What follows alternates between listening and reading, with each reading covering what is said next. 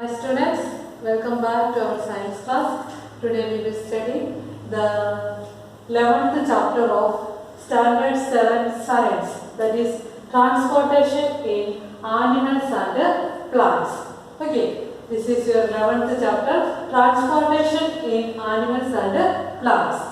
In this chapter, you shall learn about the transport of substance in animals and plants.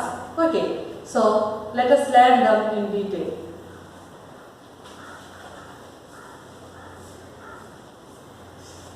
First, we are going to study about circulatory system.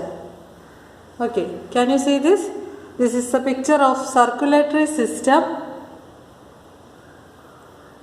The circulatory system consists of heart and blood vessels. Okay.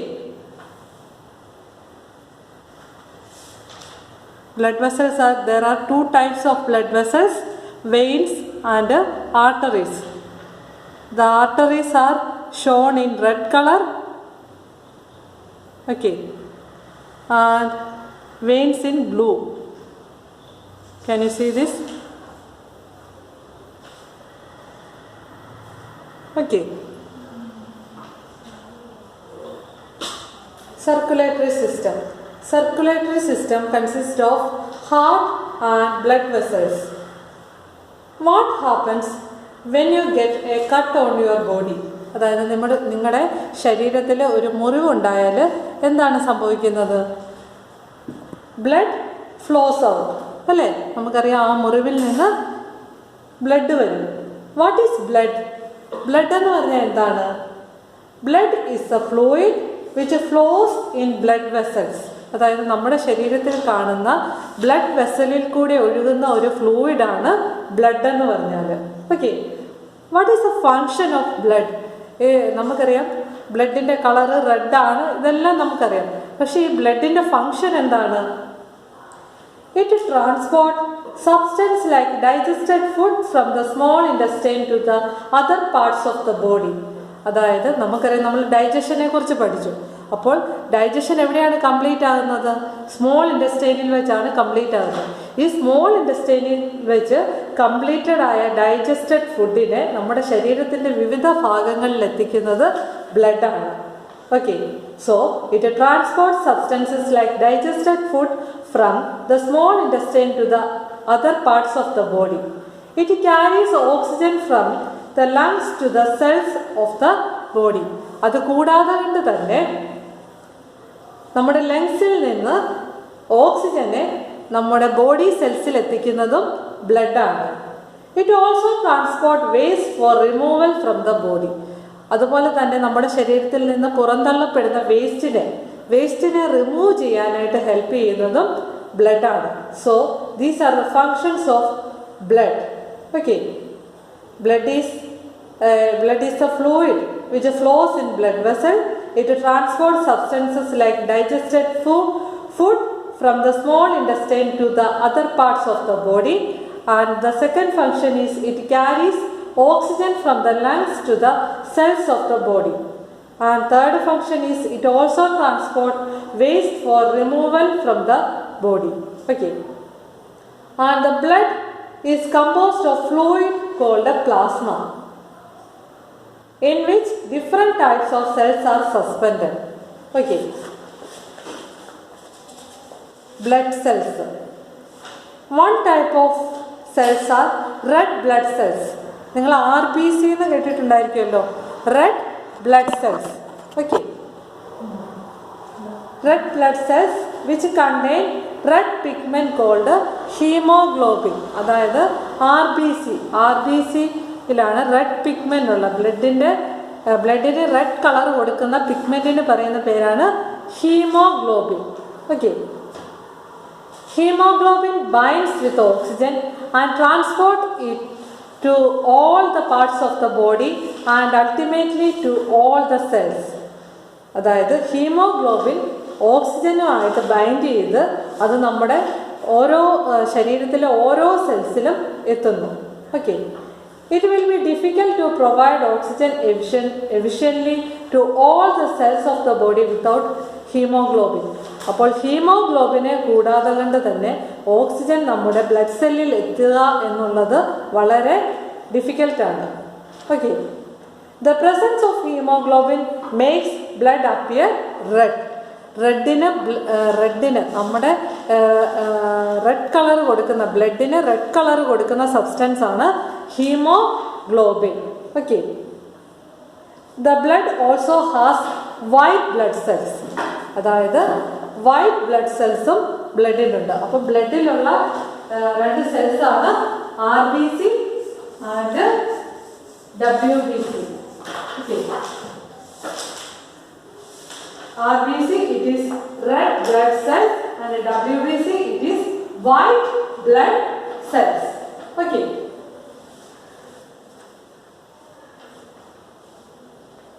The blood also has white blood cells which fight against germs that may enter our body. അതായത് നമ്മുടെ ശരീരത്തിലെത്തുന്ന ജേംസിനെതിരെ fight ചെയ്യുന്നത് WBC ആണ്. നമുക്ക് അസുഖങ്ങളൊന്നും വരാതെ കൊണ്ട് നമ്മളെ protect ചെയ്യുന്നത് WBC ആണ്. So it fight against germs that may enter our body. Okay,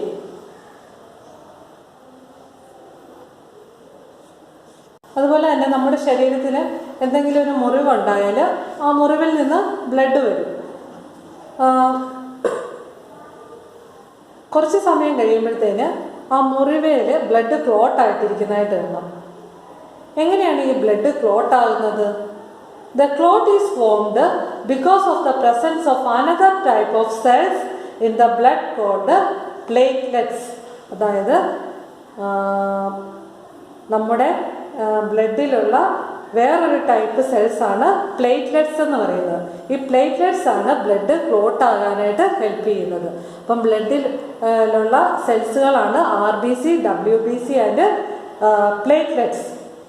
The clot is formed because of the presence of another type of cells in the blood called platelets. Okay. Platelets. Okay.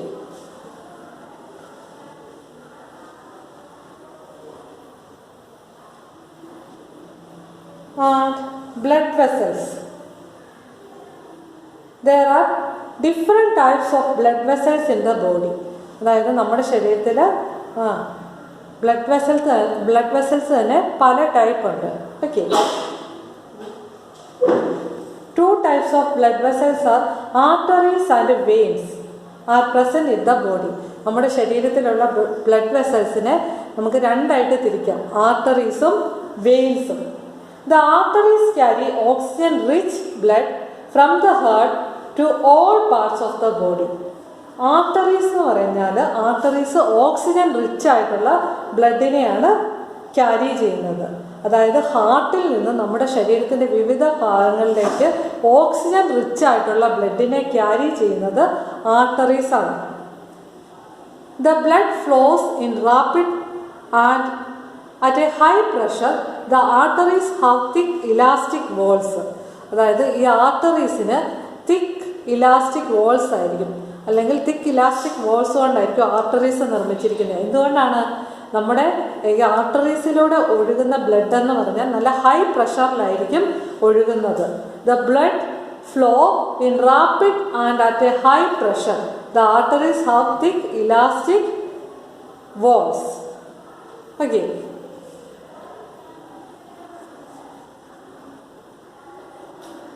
Next is pulse. നിങ്ങൾ ഡോക്ടറിൻ്റെ അടുത്തൊക്കെ ചെല്ലുമ്പോഴത്തേന് doctor നമ്മുടെ കയ്യിൽ ഇങ്ങനെ പിടിച്ച് pulse നോക്കുന്നുണ്ട് അല്ലേ? അതായത് പൾസ് എന്ന് പറഞ്ഞാൽ എന്താണ്? അതായത് നമുക്കറിയാം ഒരു ത്രോംബിങ് മൂവ്മെൻറ്റ് അല്ലേ? നമ്മുടെ കയ്യിൽ ഇങ്ങനെ പിടിച്ച് നോക്കുമ്പോൾ നമുക്കൊരു നല്ലൊരു ഇടിപ്പ് പോലെ തോന്നും. എന്താണ്? This is thrombing. This thrombing is called a pulse and it is due to the blood flowing in the arteries. Count the number of pulse beats in 1 minute. അതായത് നിങ്ങളിങ്ങനെ കയ്യിൽ ഇങ്ങനെ പിടിച്ച് നോക്കിയിട്ട് 1 മിനിറ്റിൽ എത്ര പ്രാവശ്യം ഈ പൾസ് ബീറ്റ്സ് എത്ര പ്രാവശ്യം ഉണ്ടെന്ന് നിങ്ങളൊന്ന് നോക്കുക. So How many pulse beats could you count? നിങ്ങൾക്ക് എത്ര പൾസ് ബീറ്റ് നിങ്ങൾക്ക് കൗണ്ട് ചെയ്യാം ഒരു മിനിറ്റിൽ? എത്ര പൾസ് ബീറ്റ് നിങ്ങൾക്ക് കൗണ്ട് ചെയ്യാം എന്നൊന്ന് നോക്കുക. The number of beats per minute is called pulse rate. അതായത് ഒരു മിനിറ്റിൽ എത്ര പ്രാവശ്യം ഈ ബീറ്റിംഗ് ഉണ്ട് അതിന് പറയുന്ന പേരാണ് pulse rate. The number of beats per minute is called pulse rate. A resting person usually has a pulse rate between 72 and 80 beats per minute.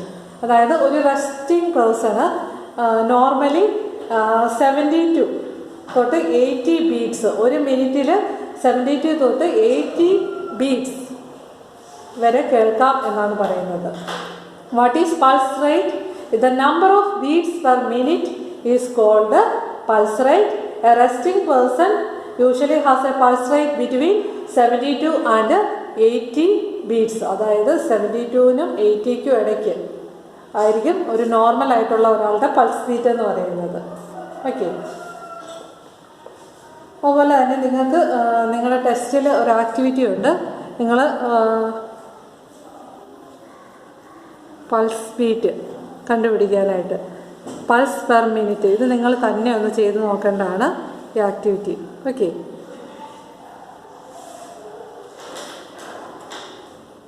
Next is veins.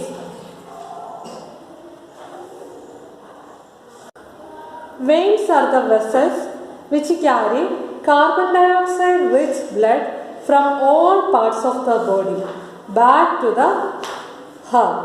അതായത് വെയിൻസ് എന്ന് പറഞ്ഞാൽ വെയിൻസ് കാർബൺ ഡയോക്സൈഡ് റിച്ച് ആയിട്ടുള്ള blood ആയിരിക്കും carry ചെയ്യുന്നത്. നമ്മുടെ ശരീരത്തിൻ്റെ വിവിധ ഭാഗങ്ങളിൽ നിന്നും ഉള്ള ബ്ലഡിനെ ഹാർട്ടിലേക്ക് എത്തിക്കുന്നത് വെയിൻസ് ആണ്. ഓക്കെ. അപ്പം വെയിൻസ് ക്യാരി ചെയ്യുന്നത് കാർബൺ ഡയോക്സൈഡ് റിച്ച് ആയിട്ടുള്ള ബ്ലഡ് ആയിരിക്കും. The veins have thin walls. There are walls present in veins which allow blood to flow only towards the heart. അതായത് ഈ വെയിൻസിൽ വാൾസ് പ്രസൻ്റ് ആയിരിക്കും എന്നാണ് പറയുന്നത്. And which allow blood to flow only towards the heart. ഹാർട്ടിലേക്ക് ബ്ലഡിനെ flow ചെയ്യുക എന്നതാണ് ഇതിൻ്റെ ഈ വെയിൻസിൻ്റെ ഫങ്ഷൻ എന്ന് പറയുന്നത്. Okay. Can you see this? There is a schematic diagram of circulation. Can you see this? Lungs, pulmonary vein, and these are arteries and capillaries. Okay. Vein and pulmonary artery. Okay. The pulmonary arteries carry blood from the heart. ഹാർട്ടിൽ നിന്ന് ബ്ലഡിനെ വഹിക്കുന്നത് pulmonary ആർട്ടറിയാണ്. So it is called an artery and not a vein. It carries carbon dioxide rich blood to the lungs. ലങ്സിലേക്ക് carbon dioxide rich ആയിട്ടുള്ള ബ്ലഡിനെ carry ചെയ്യുന്നു. Pulmonary veins carry oxygen rich blood from the lungs to the heart. അതായത് pulmonary veins ഇവിടെ oxygen rich ആയിട്ടുള്ള ബ്ലഡിനെ ലങ്സിൽ നിന്ന് ഹാർട്ടിലേക്ക് ക്യാരി ചെയ്യുന്നു. Okay. Next is capillaries. On reaching the tissues, the arteries are divided further into extremely thin tubes called capillaries. അതായത് ഈ ആർട്ടറീസ് തന്നെ തിൻ ട്യൂബ്സ്, ചെറിയ ചെറിയ ട്യൂബ്സ് ആയിട്ട് പിന്നെയും ഡിവൈഡ് ചെയ്യുന്നുണ്ട്. ഇതിന് പറയുന്ന പേരാണ് capillaries. The capillaries join to form veins which empty into the heart. Okay.